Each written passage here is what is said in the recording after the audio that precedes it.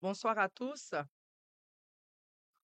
Avant tout propos, je salue toutes les personnes présentes. À nos illustres invités, merci de vous être déplacés malgré un agenda serré. Un vieux sage ivoirien disait souvent, ce n'est pas parce qu'on te demande parmi tant d'autres de faire quelque chose que tu es forcément le meilleur d'entre eux. D'autres que moi méritaient d'être à ma place aujourd'hui. C'est pourquoi je veux les remercier d'emblée pour le choix porté sur ma personne et profiter en toute humilité de ce privilège qui m'est offert de parler en leur nom en cette journée du 4 février 2025. Doublement exceptionnel pour moi.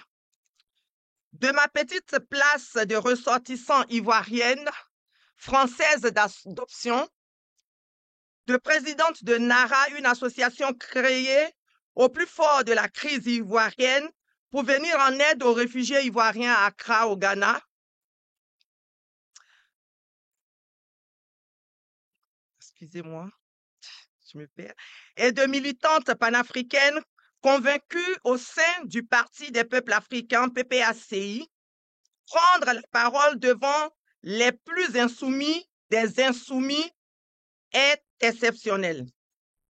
Cette journée est d'autant plus exceptionnelle qu'elle permet à des insoumis notoires de la France actuelle de se tenir aux côtés de descendants d'insoumis de longue date qui, pendant plus de 100 ans, après la promulgation du Code noir de Colbert en 1685 par Louis XIV et 71 ans après les lettres patentes de 1724, ont refusé la chosification de leurs conditions humaines pour donner naissance à la première république noire qu'est Haïti en 1794. 241 ans après, face à vous, hommes et femmes politiques de la France insoumise, députés de la nation, représentants de la population française dans son ensemble, je porte aujourd'hui, à cet instant précis, en ce lieu symbolique de leur histoire, de notre histoire, non seulement l'ADN revendicatrice de mes pères qui de tout temps ont refusé la domination juridique du maître sur l'esclave, mais aussi et plus largement la voix des sans-voix, la voix des invisibles de la société française afin que changent leurs conditions sociales et économiques actuelles. Je n'oublie surtout pas ma communauté qui continue toujours, malgré 1848, l'abolition de l'esclavage et le soleil des indépendances de plusieurs pays africains, d'être indexée par tous les maux et affublée de tous les maux à l'origine de la dégradation de la société française. Des indépendances qui n'ont eu de réalité que l'utilisation du terme indépendance. Car aujourd'hui encore, dans les pays comme la Côte d'Ivoire, le Niger, le Mali, le Burkina Faso, le Sénégal, pour ne citer que ceux-là, ou des départements d'outre-mer tels que la Nouvelle-Calédonie, Mayotte et autres, l'ancien colonisateur avec un succès d'année du système esclavagiste, cette fois-ci, fait des dominations politiques, ne donne aucun signe probant aux ressortissants de ces pays et des départements d'outre-mer. Les ressortissants que nous sommes, qu'il est absent de tout reproche dans les situations conflictuelles actuelles qu'ils traversent. Notre présence ici en ce lieu, sur cette esplanade, aux côtés de la France insoumise n'est aucunement fortuite. C'est un parti qui a prouvé son attachement aux causes nobles.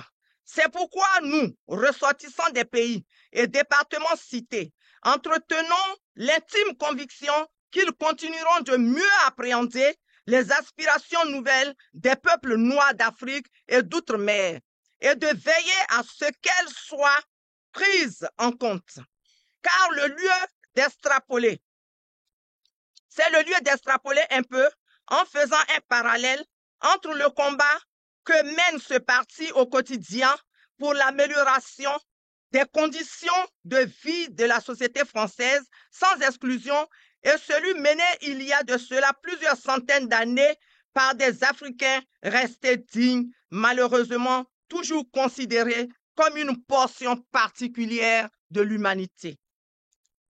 Au nom de tous mes amis ici présents et ceux dont nous n'avons pas connaissance et qui vivent les mêmes réalités que nous vous demandons, en votre qualité de député de la nation et représentant du peuple français, de transmettre au Premier ministre qui n'a pas à avoir peur, car la subversion migratoire à laquelle il fait allusion n'est que leurre, un artifice sournois de justification de la rigueur de sa politique envers les étrangers. Je vous remercie. Alors, moi, je suis Armelle Mabon, je suis une historienne déraisonnable, puisque j'ai mis au jour un mensonge d'État, qui est le massacre de Thiaroye, le 1er décembre 1944. Et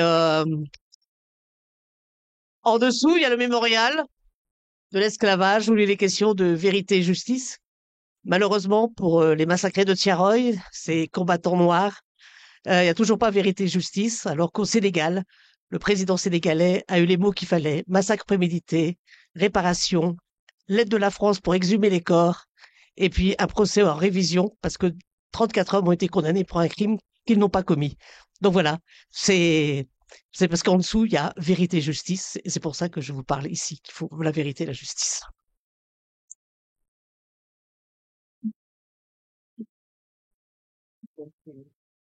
Bonjour à tous, Salomé Meyers-Naëm, militante politique engagée au Parti des peuples africains dont a parlé Nathalie tout à l'heure. Nous militons ardemment pour une véritable démocratie en Côte d'Ivoire. L'historienne Armelle Mabon vient de parler de vérité-justice. Malgré un procès retentissant à la CPI du dirigeant chef d'État Laurent Gbagbo, procès dont il est sorti acquitté, nous n'avons ni justice, ni démocratie, ni vérité en Côte d'Ivoire. Et nous sommes dans ce combat pour réhabiliter réellement ces trois notions. Merci.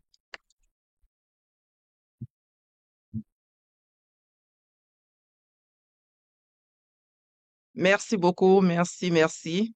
Maintenant, nous allons laisser la parole aux politiques. Je vais appeler ici Ségolène Amiot, députée La France Insoumise de la 3e circonscription de Loire-Atlantique. Ségolène. Bonsoir à toutes et à tous. Merci d'être aussi nombreux et nombreuses. Je crois qu'on n'a jamais été aussi nombreux pour une commémoration de ce type et pourtant ça fait 3 ans. On a fait déjà une première année l'année dernière sur cette place et sur le square Toussaint l'Ouverture il y a 2 ans. Donc c'est la 3e année que nous commémorons cette première abolition de l'esclavage. Donc tout d'abord un grand merci à Nathalie, Peter qui viennent de passer sur scène, à Nidal, Rachel, Erika et tout le cercle du marronnage qui ont participé et co-organisé cette commémoration. Cet événement qui se poursuivra au Labo Diva de l'autre côté de la Loire après une marche au flambeau que nous pourrons faire ensemble. Merci également à toute l'équipe d'organisation de la France Insoumise de Loire-Atlantique et de Paris qui nous ont accompagnés et notamment au service d'ordre qui nous assure notre sécurité ce soir pour éviter les problèmes que nous avons rencontrés avec l'extrême droite l'année dernière. Merci aussi à toutes celles et ceux qui, toute cet après-midi, ont affronté le froid pour que cette scène et que nous puissions ce soir passer ce moment ensemble. Bien sûr, un grand merci à notre vice-présidente Nadège Abomongoli, vice-présidente de l'Assemblée nationale qui nous rejoint ce soir, et Jean-Luc Mélenchon de nous faire l'honneur de sa présence et de partager ce moment avec nous. Nous nous réunissons aujourd'hui pour la 2e année sur l'esplanade de ce mémorial pour commémorer cette date peu connue, mais si importante du 4 février 1794. C'est ensuite en tant que députée de Nantes que je souhaite m'adresser à vous, car Nantes porte dans son histoire cet immense fardeau, rappelé honteusement par les grandes demeures d'armateurs posées le long du bord de l'Erdre, le fardeau d'une participation active à un crime contre l'humanité. Alors, c'est avec une émotion très vive que je pense à nos prédécesseurs députés. Tout d'abord, à la mémoire de René Levasseur, député de la Sarthe, enterré au Mans, qui porta à la tribune de la Convention nationale cette proposition d'abolition de l'esclavage. Cet événement est issu d'une lutte politique de longue haleine qui commence en métropole par la création de la Société des Amis des Noirs en 1788, qui se poursuit avec le discours de Robespierre « Que périssent nos colonies plutôt que nos principes » et qui s'achève le 3 février 1794 à l'arrivée à Paris des 3 députés de Saint-Domingue, Louis-Pierre Dufay, Jean-Baptiste Mills et bien sûr Jean-Baptiste Bellay, premier député noir de la République française. Mais elle advient aussi par la lutte de la population de Saint-Domingue, qui prend très au sérieux la Déclaration des droits de l'homme et du citoyen de 1789 et sa promesse d'égalité entre les hommes. Pendant des années, les hommes et les femmes de Saint-Domingue vont se battre contre la voracité et le racisme des colons, qui ont, eux, refusé de voir appliquer les principes égalitaires de la République. 2 enseignements sont à tirer de cette histoire. La première est que la parole de la France est prise au sérieux et qu'elle peut soulever des montagnes lorsqu'elle donne l'espoir au peuple. Emmanuel Macron ferait mieux de s'en souvenir avant d'insulter les Haïtiens de cons et avant de donner des leçons à n'importe quel autre président. Je vous laisse apporter vos références. La seconde est que toute avancée politique, tout droit nouveau, est issu d'une lutte longue, harassante, et que pied à pied, on peut aller chercher. On ne peut pas revenir impunément sur la promesse d'égalité. Une fois que l'idée d'égalité a germé dans les esprits, elle prend racine. La République de Haïti sera proclamée le 1er janvier 1804, au prix d'une immense dette dont les effets sont encore visibles et concrets de nos jours. Bonaparte rétablira l'esclavage dans les autres colonies de la même manière qu'une reculade politique se fait toujours, petit à petit, décret après décret, sur une période s'étalant sur 2 ans. Toussaint Louverture, emprisonné et déporté, mourra à Fort-de-Joux, dans le Doubs. En vous racontant cette histoire, je ne peux pas m'empêcher de faire un parallèle avec les dirigeants kanaks, emprisonnés loin de leur famille en Hexagone. La pratique derrière ce traitement ne vient pas de nulle part. La traite négrière et le commerce triangulaire sont nés d'une réflexion raciste. Tous les êtres humains ne se valent pas. Et les Européens blancs sont évidemment en haut de la pyramide. C'est cette même logique, appuyée par bon nombre de scientifiques de l'époque, qu'est née la colonisation et également la même cause que l'on retrouve à l'origine de l'impérialisme. Cette volonté d'imposer par la force une vision du monde à d'autres que l'on concède comme inférieurs à nous. Nous nous battons au quotidien pour décoloniser le monde comme les esprits. La lutte décoloniale est une lutte contre le poison du racisme. Elle se manifeste par les actions concrètes, comme par exemple la lutte contre l'implantation d'un de ces abominables centres de rétention administrative comme ici à Nantes qui est prévu l'année prochaine. Elle se poursuit à Gaza contre la folie génocidaire du gouvernement d'extrême droite de Netanyahou et la politique coloniale qui l'accompagne.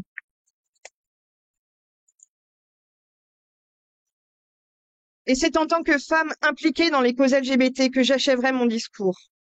Je ne peux pas ne pas voir le parallèle qui existe entre le sexisme, les LGBT-phobies et le racisme.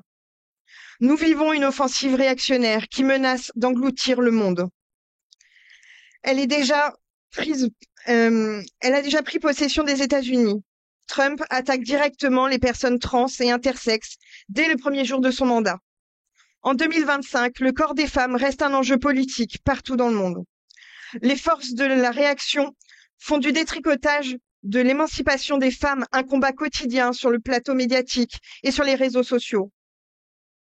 Nous avons constitutionnalisé l'IVG en France, mais cette victoire reste très fragile. Ces luttes s'interconnectent et se rejoignent. elles forment le courant dont nous nous réclamons, l'humanisme. Celles et ceux qui les portent ont, à l'instar des esclaves de Saint-Domingue il y a 221 ans, pris très au sérieux la promesse d'égalité de la Déclaration des droits de l'homme et du citoyen.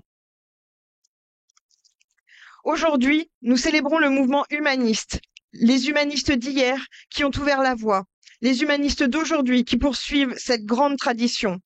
Nous qui sommes ici réunis, militantes et militants, gardons vive la tradition des idéaux humanistes. Battons-nous chaque instant contre les assauts réactionnaires. Et je voudrais conclure en m'appropriant les paroles du député Lacroix, élu d'Eure-et-Loir, qui, le jour du débat sur l'abolition de l'esclavage à la Convention nationale, répondit à René Levasseur par ces mots. « Nous n'avons voulu nous soumettre aux joues d'aucun maître. Nous avons brisé nos fers. Les hommes de couleur ont, comme nous, voulu briser les leurs. Accordons-leur le même bienfait. Il est temps de nous élever à la hauteur des principes de la liberté et de l'égalité. Alors rendons hommage aux conventionnels de 1794, aux esclaves qui ont lutté, et travaillons à nous élever, nous, peuple français, à la hauteur de notre devise nationale. Je vous remercie. Bonsoir. Je vais le dire en lingala parce qu'il faut penser au Congo actuellement. Mbote.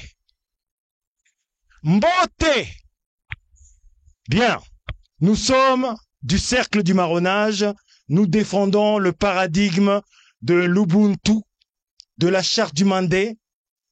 Toute vie est une vie, article 1. Tout tort causé à une vie exige réparation, article 2. 13e siècle en Afrique. Regardez ce logo. C'est le logo du cercle. Il y a deux inscriptions. Il y a l'inscription Mandé Kalikan et l'inscription Bois Caïman. Mandé Kalikan renvoie aux résistances africaines contre l'idéologie de l'esclavage sous sceau arabo-musulman. Nous sommes à l'aube du XIIIe siècle dans l'empire du Grand Mali. Et 5 siècles plus tard, au XVIIIe siècle, une décennie avant la proclamation de la République de Haïti, il eut Bois Caïman. L'autre aspect du logo. Et Bois Caïman renvoie aux résistances africaines contre l'idéologie de l'esclavage sous sceau judéo-chrétien. Bois Caïman, c'est l'organisation de la résistance pour faire plier le maître blanc esclavagiste. Honneur à Bois Caïman. Je vais chanter une chanson en l'honneur de Boukman qui a initié cette grande révolte. A secret meeting on August 14, 1791. Voodoo priest Boukman saw the end of slavery and sparked a revolution. A secret meeting on August 14, 1791. Voodoo priest Boukman. On connaît bien la bataille de Waterloo, mais pas assez la bataille de Vertières. 6 semaines avant l'indépendance de Haïti, en novembre 1803, l'armée de Jean-Jacques Dessalines, le père de la nation, remporte la bataille de Vertières. Cette victoire restera à jamais le plus bel hommage à la résistance des Africains combattants pour la liberté. Un vibrant hommage au redoutable stratège Toussaint Louverture qui avait prononcé lors de sa capture: en me renversant, on a abattu à Saint-Domingue que le tronc de l'arbre de la liberté des Noirs, mais il repoussera car ses racines sont profondes et nombreuses. Mais c'est surtout une défaite cuisante pour la grande armée française de Napoléon. la France va extorquer l'équivalent de 40 milliards d'euros pour indemniser les pauvres anciens propriétaires d'esclaves. Liberté, égalité, fraternité. Les gouvernements France ne sont pas francs, en fait. Ils sont fourbes, surtout actuellement. Ingeta.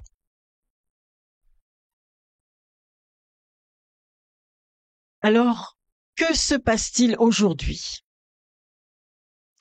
Le mois de janvier 2025 a été marqué par le congrès des dernières colonies françaises, qui a débouché sur la création à Nouméa, en Kanaki, Nouvelle-Calédonie, d'un front international de décolonisation, le FID, par 12 mouvements indépendantistes.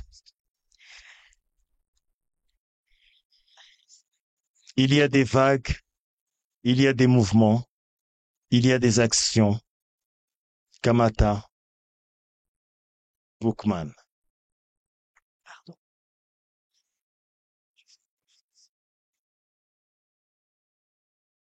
A secret meeting on August 14, 1791. Voodoo priest, bookman. Merci.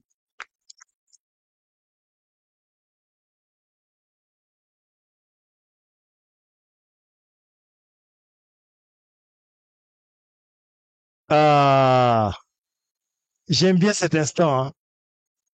Bon, quand on organise ce genre de commémoration, on aime bien se mélanger un peu, quoi. Hein? Même s'il y en a qui nous parlent des histoires des grands remplacements, je ne sais pas quel type de remplacement on parle là. Mais on aime bien des fois avoir aussi des députés bronzés. Et là, nous avons ici à Nantes, dans cette ville qui a connu l'histoire que vous connaissez, nous avons ici pour la première fois une immense femme, Ingeta, qui marronne au sein du Parlement, Nadège Amabongoli Yakawa. Applaudissements.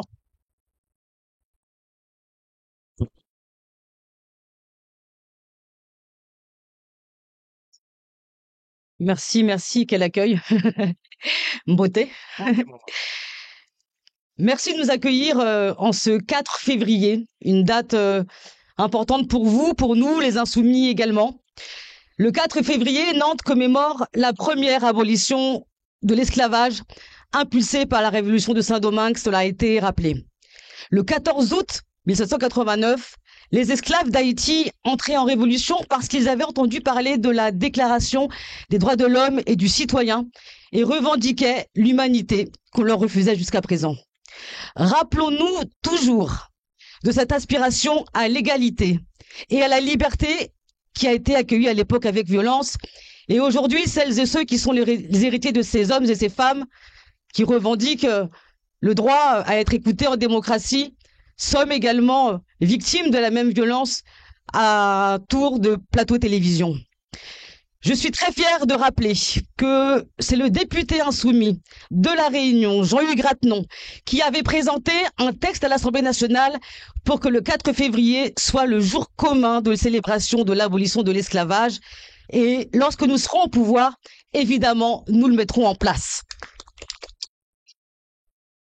Au niveau du Parlement européen, également, je veux aussi saluer le fait que c'est notre camarade également de La Réunion, Younous Omarjee, qui était là l'année dernière, qui a fait reconnaître l'esclavage comme crime contre l'humanité.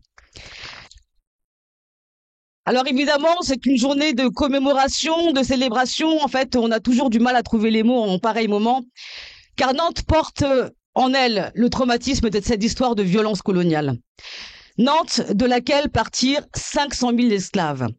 Nantes, qui en 1789 envoyait 5 navires négriers aux États généraux, 5 négriers aux États généraux, et en même temps élisait un maire de la ville dans un sorte d'élan pré-démocratique, mais qui n'était évidemment pas pour tout le monde.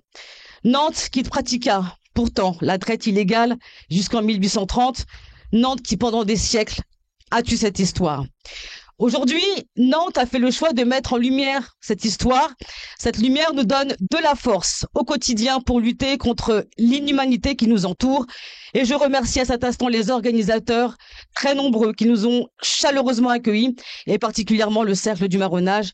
Je les remercie pour cette initiative. Parce que la réalité est crue. Selon les Nations Unies, 28 millions de personnes aujourd'hui sont encore soumises au travail forcé. 22 millions sont dans un mariage forcé également. Et donc, ça me fait le lien avec ce qu'évoquait Ségolène Amiot, les droits des femmes, les droits des personnes minorisées. Toutes ces luttes se rejoignent. Et aujourd'hui, ce sont les migrants et les exilés qui subissent les politiques réactionnaires que l'on voit en Europe. 30 000 personnes sont mortes dans la Méditerranée ces 10 dernières années. 30 000 personnes. La Méditerranée est un cimetière. L'Europe procède ainsi au tri entre ceux qui ont le droit de vivre, ceux qui ont le droit d'être sauvés. C'est une nécropolitique sordide.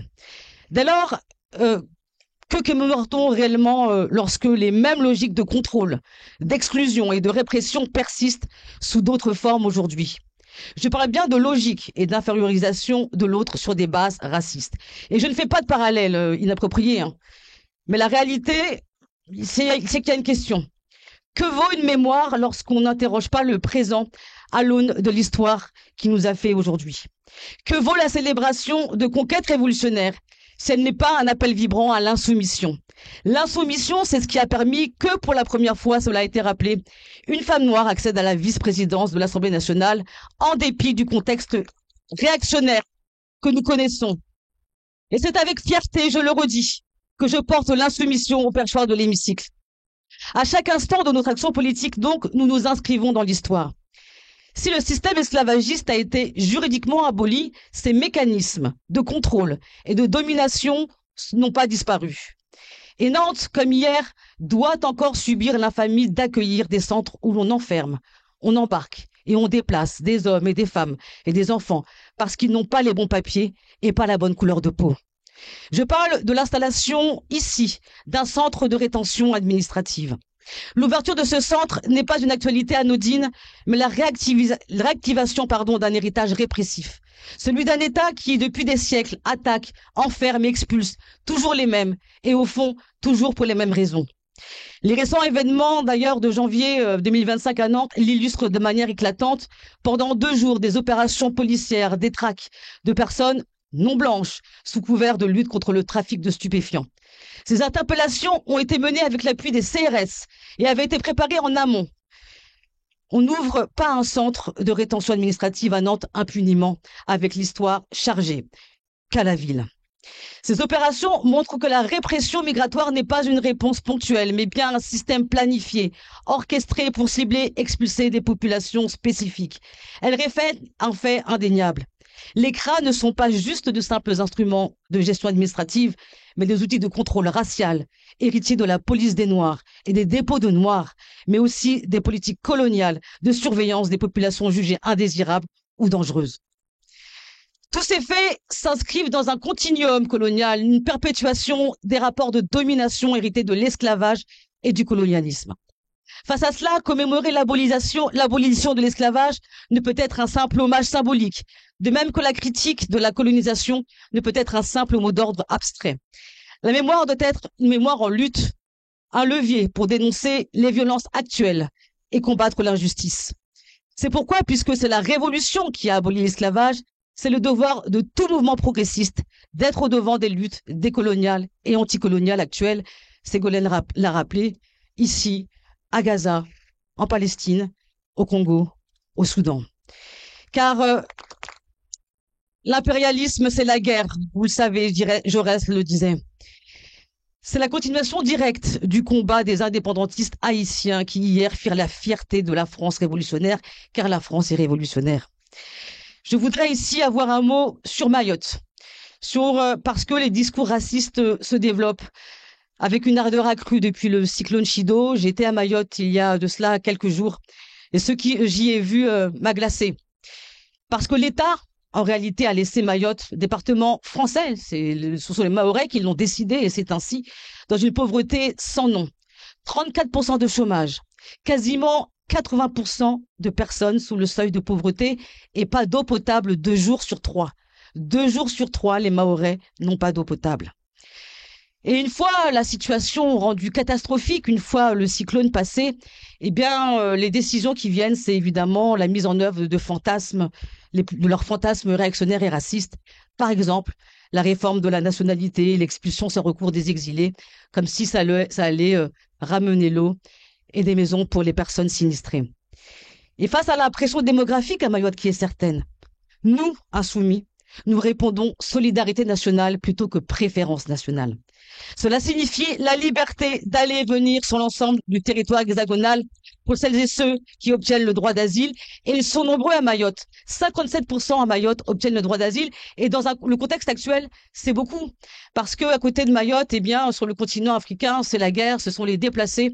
Et j'en veux à cet État qui organise la guerre entre pauvres, la guerre entre noirs, la guerre entre musulmans, la guerre entre frères. La révolution abolitionniste d'hier nous enseigne que la dignité ne se quémande pas, elle s'arrache, elle se conquiert. À Nantes, la lutte pour la dignité appelle à refuser l'installation d'un CRA dans cette ville. On ne peut pas à la fois commémorer la fin de la traite et accepter sur son territoire un centre de rétention. À Mayotte, elle commande de refuser que l'archipel serve de terrain d'expérimentation aux politiques d'extrême droite. Nous les combattrons dans l'hémicycle la semaine prochaine. Refusons que la mémoire de l'esclavage soit aujourd'hui un geste creux qui n'interpelle pas celles et ceux qui en perpétuent la vision déshumanisante. La révolution fut la manière par laquelle les Français, à l'époque, souhaitaient se libérer des chaînes de l'ancien régime. C'est en cela que la Révolution française a permis d'imaginer que des hommes et des femmes puissent se libérer des chaînes de l'esclavage.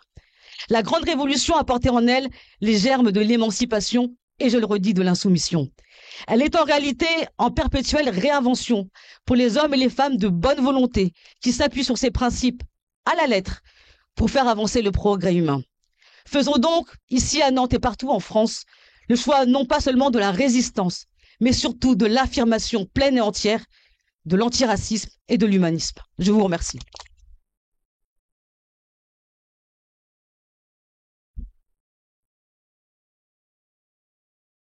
Et je repasse.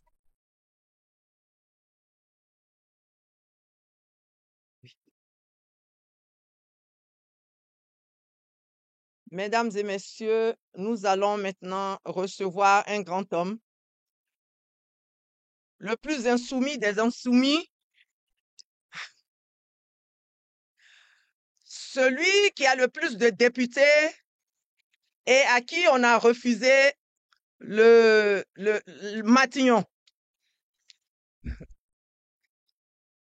Celui qui combat chaque jour, qui fait avancer et qui fait reculer les lignes. Celui qui n'a pas la langue de bois.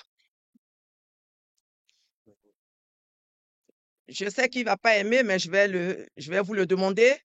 Sous vos acclamations, j'appelle ici Jean-Luc Mélenchon, le président de la France insoumise. Merci, vous êtes trop gentil. Je ne suis pas un grand homme, je ne mesure qu'1,74 m.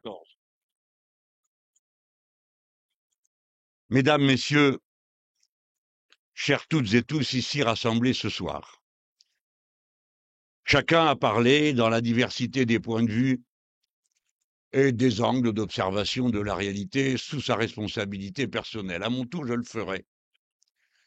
Pour un moment d'histoire, le 4 février, l'abolition de l'esclavage, celle de 1794, en commençant par vous dire à quoi sert l'histoire, car l'histoire est une science et je n'en ai pas la qualification. L'histoire est le résultat de l'activité des êtres humains, mais le résultat aussi du récit des historiens qui doivent trier, chercher et nous faire connaître ce passé. Mais pourquoi faire? Les uns les autres en feront un usage différent. Quant à nous, militants politiques, conscience citoyenne engagée, nous en ferons la matière première d'une expérience acquise pour se projeter dans les objectifs politiques qui sont les nôtres aujourd'hui.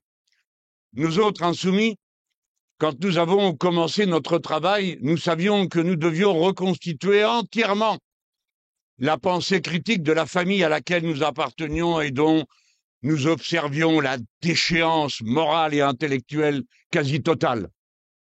Et pour cela, il fallait réinvestir l'histoire. Et il ne fallait pas permettre que l'histoire de France soit appropriée par ceux qui en ont une lecture qui n'est pas la nôtre, par ceux qui voulaient faire de l'histoire de France celle des Capétiens, de l'Ancien Régime, des sonneries de clairon, non au profit de la liberté, mais au profit de ces crimes qu'ils ont commis au nom de la France et dont le peuple français est innocent. Puisque nous parlons de l'abolition, que l'on n'aille pas s'y tromper. Le Code noir, ce n'est pas la France. Le Code noir, c'est l'Ancien Régime. Le Code noir, c'est l'invention de ceux qui alors dirigeaient la France. Ce n'est pas le peuple français, car quand on a demandé à des Français, de braves gens tout simples, comme vous autres ici, ce qu'ils ont pensé, ils n'ont pas hésité un instant. Si bien que pour moi, c'est devenu dorénavant une obligation, chaque 4 février, avec mes camarades, d'être ici, là, où peut se célébrer ce qu'a été l'abolition de l'esclavage, et d'en tirer les leçons pour maintenant, car Nadège Abon-Bourgoli a raison de dire une chose. Les mécanismes qui sont mis à l'œuvre ne meurent pas avant qu'on les ait identifiés, éclairés, désignés et retirés du présent quand ils s'y trouvent encore. Les génocides ont commencé par les mêmes qui ensuite vont les prolonger dans leur pays. En Afrique, en Namibie, c'est le premier génocide du XXe siècle. Et si alors on avait arrêté ceux qui s'en étaient rendus coupables, si alors on avait tiré la leçon de ce qui s'est passé, alors peut-être aurait-on eu des précautions, des avertissements supplémentaires pour empêcher que se commette le génocide des Juifs en Allemagne et en Pologne ensuite, ainsi que dans tout l'Est de l'Europe. De la même manière, les mécanismes qui ont rendu possible la force tranquille du mal pendant 3 siècles, 3 siècles pendant lesquels on a capturé des gens, on les a enchaînés, battus, mis dans des bateaux, jetés à la mer, contraints à l'esclavage, 3 siècles. Les mécanismes qui ont permis la banalité, la banalisation d'un tel crime sont toujours à l'œuvre si nous ne sommes pas capables d'en repérer l'essence. Et cette essence, c'est d'abord la chosification des êtres humains, sous prétexte de couleur de peau, sous prétexte de religion, sous prétexte d'appartenance ethnique, sous tous les prétextes, mais qui commencent par regarder l'autre, non comme un être humain, non comme son semblable, mais comme une variété différente d'espèces, à qui dès lors il est permis de ne pas reconnaître les droits qui sont ceux de tout être humain, comme nous le proclamons dans ce pays, par la Révolution, depuis 1789. La banalisation du mal, c'est ensuite tous ceux qui considèrent qu'ils n'ont pas une responsabilité personnelle dans l'accomplissement d'un processus, qui peuvent prétendre qu'ils ne savent pas, qui peuvent se donner le droit de regarder ailleurs, comme l'ont fait d'autres qui ensuite se sont défendus d'être coupables du crime d'Holocauste, parce qu'ils ne faisaient qu'appliquer la loi de leur pays, disait-il à cette époque. La responsabilité de chacun d'entre nous est continuellement engagée, et nous autres qui nous réunissons le soir alors qu'il fait froid pour parler d'abolition de l'esclavage, Nous savons pourquoi nous sommes là. Car nous nous sentons responsables de tout ce qui se passe en ce moment. Et quand on commet un génocide, nous mettons notre point d'honneur à ne pas regarder ailleurs, mais à nous sentir directement et personnellement engagés dans le combat pour le faire cesser. Maintenant, tout de suite!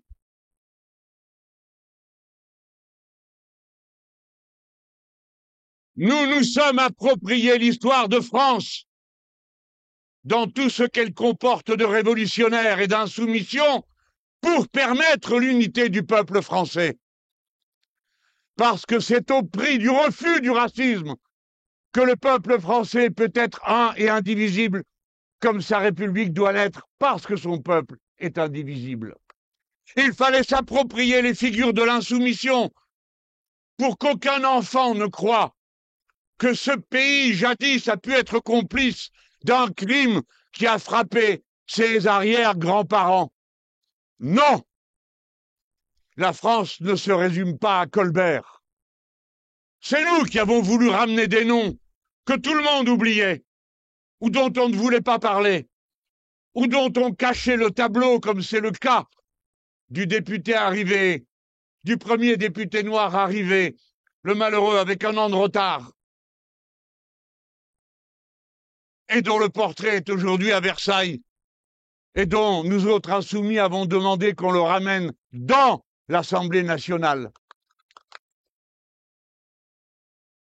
C'est Jean-Christophe Bellay, ou Christophe. Ce nom doit être connu de chaque jeune Français, comme un héros de l'histoire de France. C'est notre histoire que son insoumission. Il n'est pas un à côté, il n'est pas un étranger qu'on ne connaît pas, il n'est pas un homme de couleur protestant pour je ne sais quelle communauté.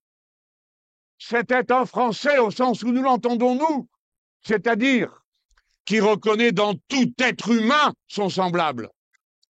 C'est cela, et rien d'autre que d'appartenir à ce pays et de s'en sentir une appartenance. C'est nous qui avons ramené le nom de Levasseur et qui le célébrons député de la Sarre tous les ans sous l'autorité du député Mathias Tavel qui se trouve ici. Levasseur avait été déshérité par son oncle qui était un négrier nantais et il avait une sensibilité particulière aux questions de l'esclavage. Tant et si bien que quand est arrivé le député Bellay, ce Bellay cherchait quelqu'un qui parlait de la situation des esclaves et de ce qui s'était passé. Il a trouvé l'oreille attentive de Levasseur. Et à partir de là, toute la mécanique s'est remise en route. Voilà comment nous entendons être. Nous nous sentons les enfants de Bellay, de Levasseur. Et quand Toussaint Louverture se bat contre l'armée française napoléonienne, Toussaint Louverture se réclame des principes qui sont ceux de la Révolution. Toussaint Louverture se bat sous le drapeau tricolore parce qu'il considère que c'est le drapeau de la liberté. Et à cette époque et à ce moment, et encore aujourd'hui, nous ne voulons voir rien d'autre dans ce drapeau que le refus des marins qui ne voulaient plus partir sous drapeau blanc et qui ne voulaient entendre parler que du drapeau tricolore et refusaient d'aller faire le trafic esclavagiste. La patrie appartient à ses enfants s'ils décident que tous en sont les enfants. C'est pourquoi, pour moi, chaque année, je vais d'une étape à l'autre et j'ai ressenti comme un honneur d'être appelé par vous à m'exprimer ici et comme un privilège, après Nadège à Mongolie. Pourquoi je repensais, c'était il y a 2 ans, au Mans, devant le monument à Levasseur. C'était à La Réunion, avec Huguette Bello, à côté du cimetière où le cyclone, en arrachant la terre, avait révélé la fosse commune de 2000 esclaves, oubliés là comme des choses. La Réunion, où l'on a vu non seulement le marronnage le plus actif, quasi organisé en royaume, à l'intérieur de l'île. La Réunion, où les femmes ont pris une part si éminente et de première ligne d'abord par celles qui organisaient le marronnage, et ensuite par celles qui étaient en ville et qui prirent 2 siècles avant Rosa Parker la décision qu'il fallait prendre. Il y avait ce soir-là théâtre. Et tout le monde y allait de la bonne société. Et voici cette femme noire qui décide qu'elle n'ira pas s'asseoir avec les ponts noirs acceptés par la bonne société, mais qu'elle ira s'asseoir devant, à côté de son époux, un blanc. Et ils décident à ce moment-là de proclamer leur similitude. C'est ensuite ces femmes qui ont constitué des comités révolutionnaires de sans-culottes à La Réunion. J'évoque ensuite les marches des esclaves à la Guadeloupe. La Guadeloupe, non, la Martinique. On arrive à l'endroit où arrivaient les bateaux négriers, et de là on descend et on monte la colline, et ils allaient ensuite là où ils allaient être vendus. La Martinique, c'est, pour revenir à cette époque, la terre de Louis Delgrès, qui ensuite va préférer à la Guadeloupe le suicide avec 500 des siens, après avoir été officier de l'armée républicaine, en opposition absolue au rétablissement de l'esclavage. Non parce qu'il était cet homme-là, mais parce qu'il se sentait d'abord jacobin, républicain, égalité avec les autres êtres humains. Souvenez-vous-en, il y a une force plus grande que tout, c'est celle des principes, c'est celle des convictions que l'on affiche en toutes circonstances. Cet homme a préféré se suicider avec 500 autres plutôt que de retourner sous les fers ou d'aller combattre pour le rétablissement de l'esclavage.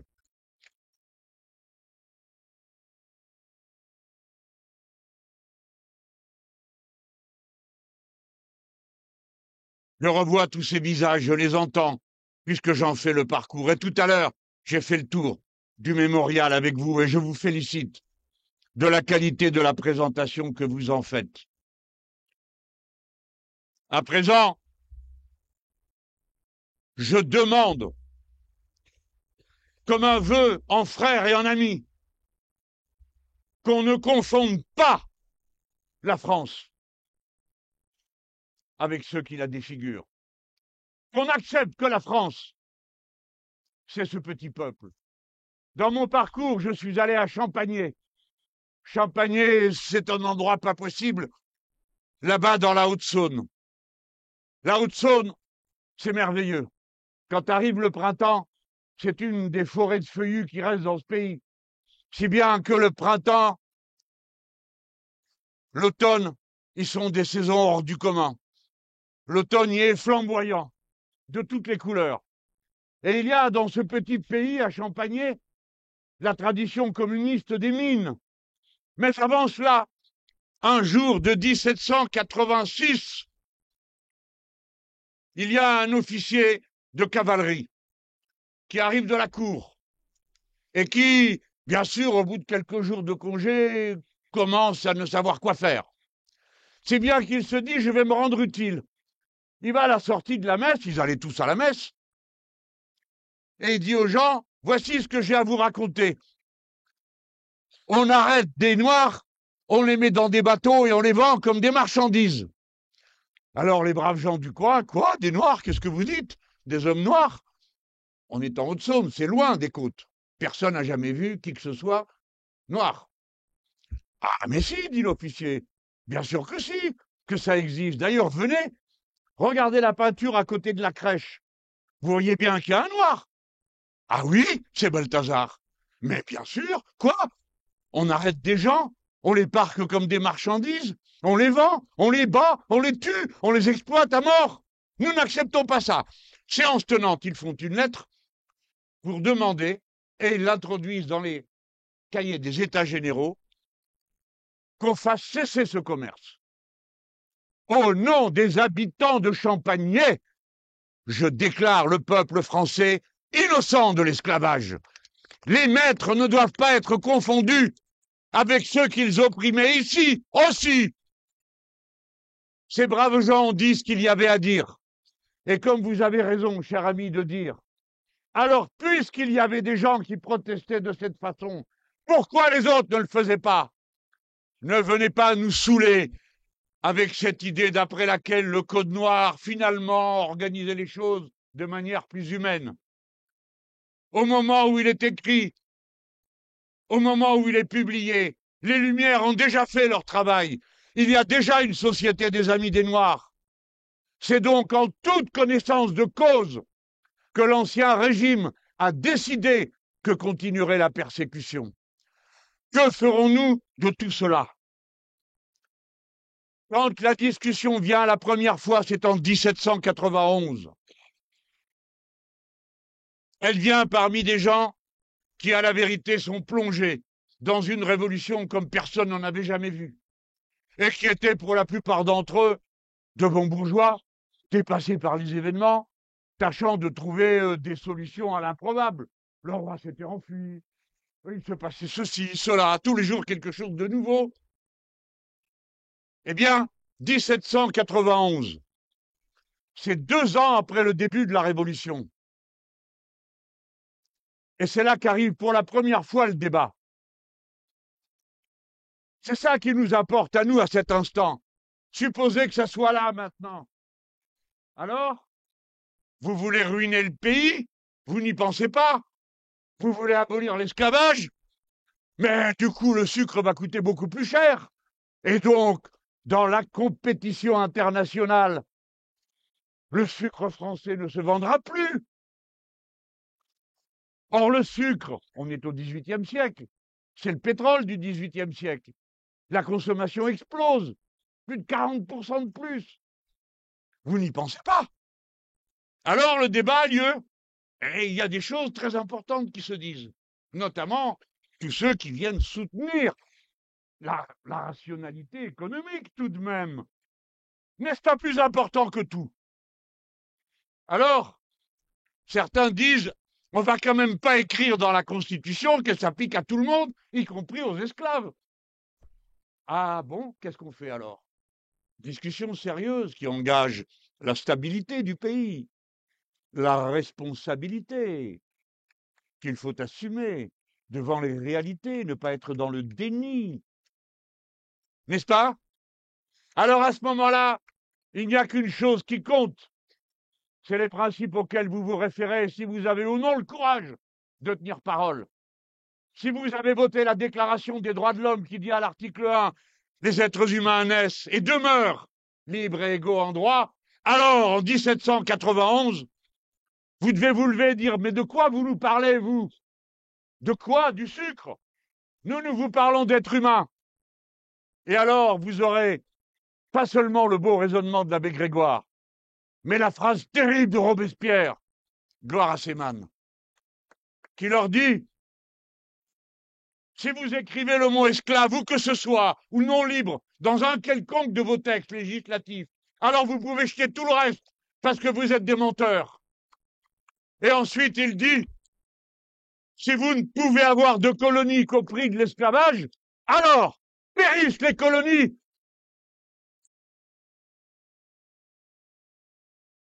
Périssent les colonies. Comme un écho lointain. Périsse le gouvernement illégitime.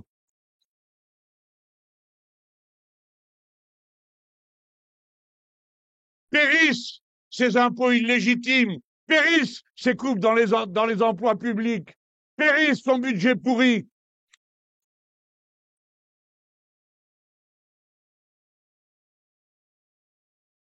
Voilà ce qu'il faut sortir du sol à cet instant. De mémoire, si on ne veut pas, comme l'a dit Nadège, que tout ça tourne à une sorte de cérémonisation euphémisante des problèmes. Tout le monde est d'accord pour dire que l'esclavage, c'est pas une bonne idée. Mais pourquoi était-ce une pratique? Parce que si c'était une pratique économiquement rentable pendant 3 siècles, demandez-vous quelles sont les pratiques économiques insupportables sur le plan humain, qui continuent sous nos yeux, avec les mêmes méthodes, la même routine, la même force de l'organisation. Voilà ce que doit faire une conscience contemporaine. Que l'on soit enfants, petits-enfants, arrière-petits-enfants d'esclaves ou de ceux qui ont protesté contre l'esclavage. La force des principes, car la liberté n'a jamais été un cadeau. L'esclavage ne s'est pas arrêté par la bonté des maîtres. Il a fallu que les Haïtiens arrachent leur liberté pour qu'on en entende parler à Paris et qu'alors les gens, les élus commencent à dire mais qu'est-ce qu'on fait? Et ce que je viens de vous raconter qui se conclut en 1794. C'est le marronnage. Partout. Les esclaves n'ont pas été des choses dociles, fascinés par leur maître. C'étaient des hommes, des femmes qu'on avait arrachés à leur terre et qui venaient avec une histoire, avec un sens de la dignité personnelle, des fois avec un rang social, car l'esclavage avait tout mis au même plan. Mais il y avait là des guerriers de haut vol, il y avait des savants, il y avait des prêtres de telle ou telle religion. Ces gens, aussitôt, ont récupéré leur volonté d'être eux-mêmes et d'être libres. Un jour, j'ai demandé à un universitaire réunionnais, je lui dis, écoutez, tirez-moi d'un doute. Pourquoi est-ce que le marronnage n'a pas entraîné tout le monde? Après tout, pourquoi est-ce que tout le monde n'est pas parti en même temps? Et voici sa réponse.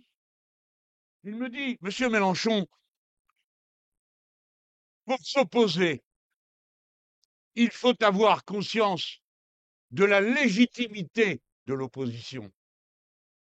Les premiers qui partaient en marronnage étaient ceux les plus élevés dans la société d'où ils avaient été arrachés et qui n'avaient guère l'habitude d'obéir et des fois plutôt celle de donner des ordres. Quant aux autres, parfois ils se révoltaient, d'autres fois ils supportaient, soit parce qu'ils étaient morts de peur, soit parce que c'est la vie, que voulez-vous? Il faut beaucoup de courage, beaucoup, pour aller contre la volonté des maîtres qui torturent et qui tuent. Et alors il me dit, alors je lui dis pourquoi après ça démarre. Et il me dit, Monsieur Mélenchon, à partir du moment où il y a eu une déclaration des droits de l'homme qui dit que tous les êtres humains sont égaux, alors n'importe qui se sent concerné par cette déclaration et peut se mettre en mouvement pour se révolter. Telle est la force des idées, mesdames, messieurs. J'ai suivi le texte des droits de l'homme en Amérique latine. Parfois, c'est 2, c'est 3 personnes qui recopient à la main, qui annoncent une grande révolution à l'issue de laquelle tous les êtres humains seront frères. C'est au Venezuela, sur les pontons, où l'on mettait les prisonniers français. Noirs et blancs ensemble, d'accord sur rien, comme tout bon français, mais au moins d'accord sur une chose, ils ne voulaient plus entendre parler d'esclavage. Et ceux qui arrivaient d'Haïti, ceux qui arrivaient de la Guadeloupe, arrivent avec Victor Hugo, ça ne s'invente pas de porter un nom pareil, au Venezuela et attaquent le Venezuela. Personne ne le sait. Ils sont noirs. Qu'est-ce qu'ils viennent faire là? Ils viennent appliquer la loi des Français. Pas d'esclavage et la République. Ces hommes, ces femmes étaient pleins d'un courage immense. Pourquoi?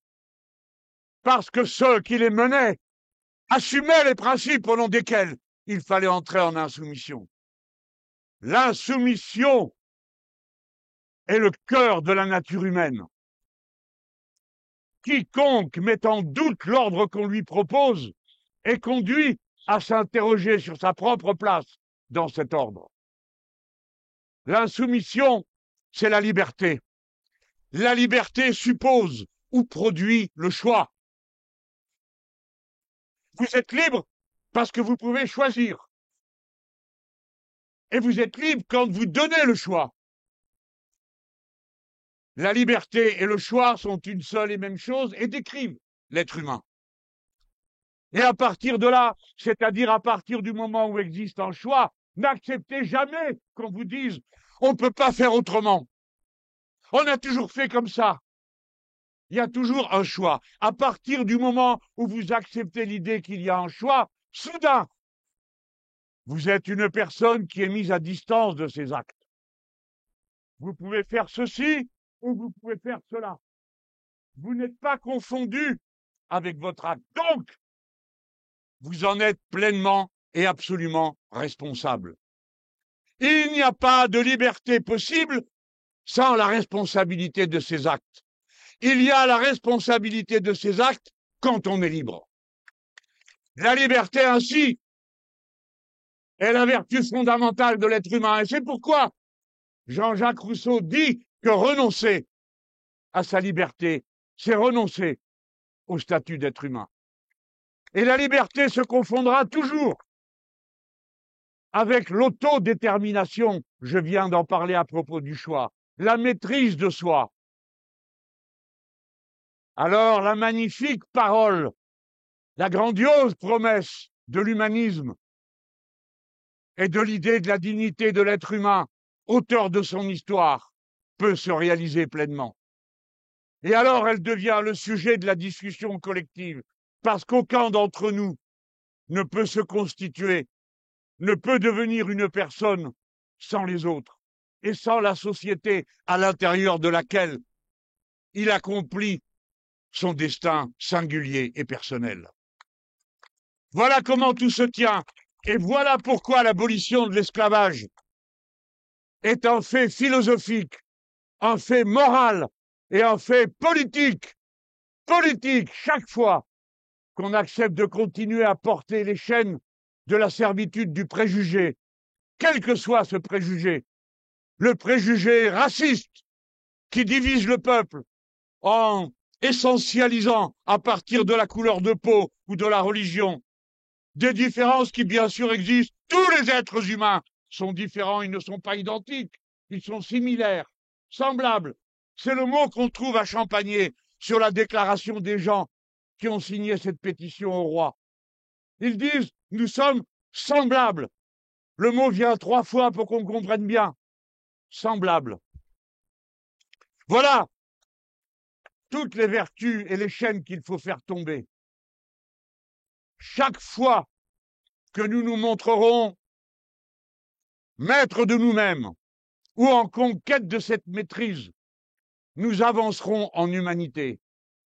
Chaque fois que nous reculerons pour croire que la tradition est plus forte que l'invention du futur, nous reculerons dans nos chaînes. Chaque fois que nous refuserons par préjugé, par grossièreté, par ignorance, par peur, le magnifique élan qui pousse l'humanité à devenir elle-même un sujet de l'histoire, un sujet commun, en se créolisant, c'est-à-dire en permettant que les cultures et les rencontres permettent le jaillissement de la nouveauté. Comme l'a dit avant nous l'extraordinaire poète et penseur martiniquais Édouard Glissant, à qui nous devons cette idée libératrice. Chaque fois qu'on aura reculé dans le refus de cette créolisation, on s'enfermera, on se détruira, on s'émiettera. C'est à cet élan qu'il faut se vouer. Et vous tous, à commencer par les plus jeunes, les autres, on a fait notre vie les uns les autres, on sait déjà quoi penser, on pense pas la même chose. Mais les plus jeunes, ouais, encore heureux qu'il reste un bout de chemin. Là. Ah bah ouais. Mais vous autres, la jeune génération, c'est ça que vous avez à faire. Si notre pays a été labouré, meurtri, accablé de racisme, et il l'est encore, voyez ce surgissement partout, dans l'édition, dans la presse, dans la télé, partout, ce surgissement du racisme, du différentialisme, de l'essentialisation des hommes comme hommes, des femmes comme vraies femmes. Tous ces discours obscurantistes qui vous couperaient de la route de la tâche que vous avez à accomplir. Dans notre pays, 1 personne sur 4 a un grand-parent étranger. 40% de la population parle au moins 2 langues. Nous sommes voués à être une nation créole et tant mieux que la jeune génération fasse le grand remplacement de l'ancienne génération. Alors, elle n'a pas de mal. Ouais, criez pas comme ça, vous n'avez pas de mérite, hein. C'est naturel, hein. Non, mais je dis ça pour Zemmour, qui a toujours des... Chaque fois qu'il est... Le mec, il retarde de 2 trains à chaque fois. Ben oui, chaque génération remplace la précédente. Chaque génération est un peuple nouveau. Mais vous avez cette tâche à accomplir. Guérir ce pays des plaies du racisme et du différentialisme et de l'indifférence. L'indifférence des lâches qui regardent ailleurs quand il y a un génocide. L'indifférence de ceux qui ne veulent pas voir la pauvreté tant qu'elle n'est pas entrée chez eux. L'indifférence de ceux qui ne savent pas qu'il y a des centaines de nourrissons qui cette nuit vont dormir dans la rue avec ces milliers de gens qui ont été expulsés de tout dans un pays si riche. La honte, vous la porterez si vous ne faites rien. Comme ont porté la honte ceux qui ont regardé à Nantes et ailleurs passer les bateaux négriers sans avoir rien à dire. Ah, la honte, ça passe. Mais la leçon, il faut la tirer maintenant. Tous ceux qui sont réduits aux chaînes de la misère, du racisme, du sexisme, doivent être libérés par l'action politique implacable. Sans céder, sans combine, sans compromis, parce qu'il y a trop de gens prêts à faire des compromis. Il faut choisir entre ceux qui tiennent des chandelles et ceux qui portent des flambeaux. Les flambeaux, ça éclaire plus loin. Et c'est ce qu'on va faire maintenant. Merci.